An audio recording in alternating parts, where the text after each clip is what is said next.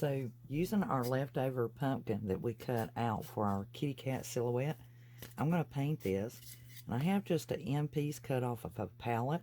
This is a great pallet project. And this will be our fall decor.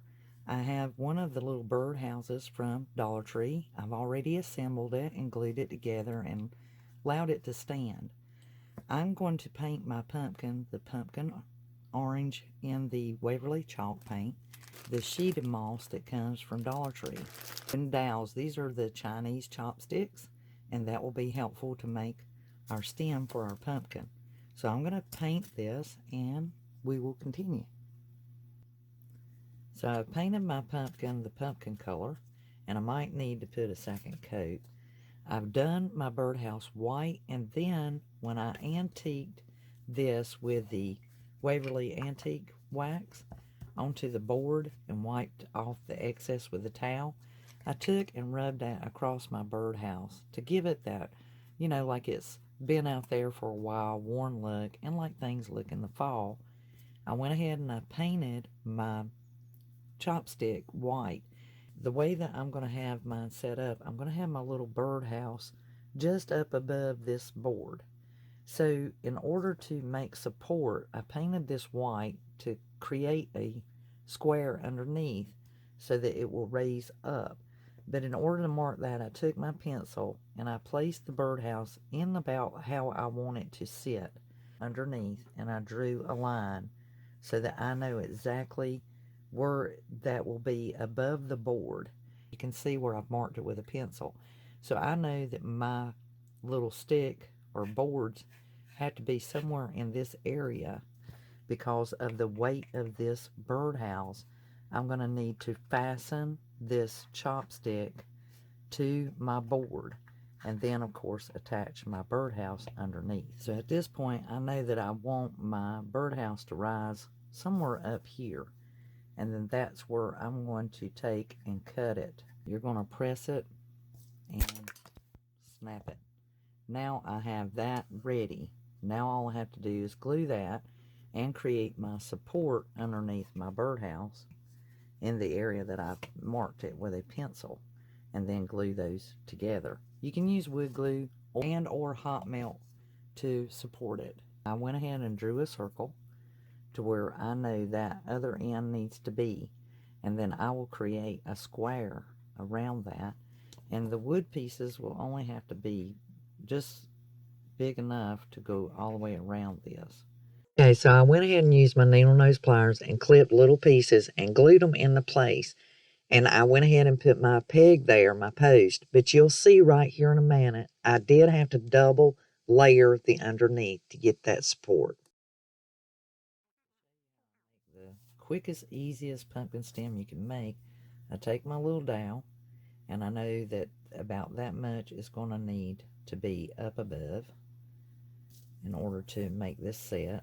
I put just a small amount of glue, and then that way it sticks to my fabric. I just bring that across it. I bring that one across that, and I don't really worry about gluing them just yet. I fold this down, and then I take this piece, and I just don't really try to keep it together. I just kind of let it flower or flare out as you may, and then I will bring it about just like that, and it has like pieces sticking out of it. So what I do is right here in this folded area, I put a small amount of glue, and then I just let that kind of flare out however it wants to, and then I can detail it a little bit and just let it glue onto itself, just not overdoing it. Overworking them can make them turn out funky. Then that way, when I glue my pumpkin here, I can just place my stem down in there, which there's an opening here, as you guys can see. So it's going to literally slide back there, and I'll glue that. Now a change I had to make, because my stick is kind of square, but it has a round edge here, and I didn't get it just perfect. So I had to take my round off, and I used my razor knife and just shave that off. Be very careful. And then that way it will not twist around, so that when I go to glue it back here in the back, it stays angled this way instead of wanting to turn this way, because it kept wanting to go this way I had it glued in there for the support. So as you can see where I've trimmed it now and I lay it back there, it wants to stay this way, which is exactly what I was going for. I want that birdhouse to turn at an angle. So this is real easy to use. So you can lay your project down, and you probably want to take a marker or something of a bright color and just mark where you need to cut. And then be aware that both sides are not always the same on a hand put together project, so you might want to mark them separately.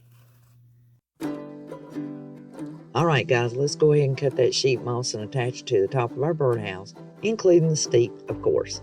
Now we want to add our favorite customized sand to our board, attach our pumpkin, adding glue insurance.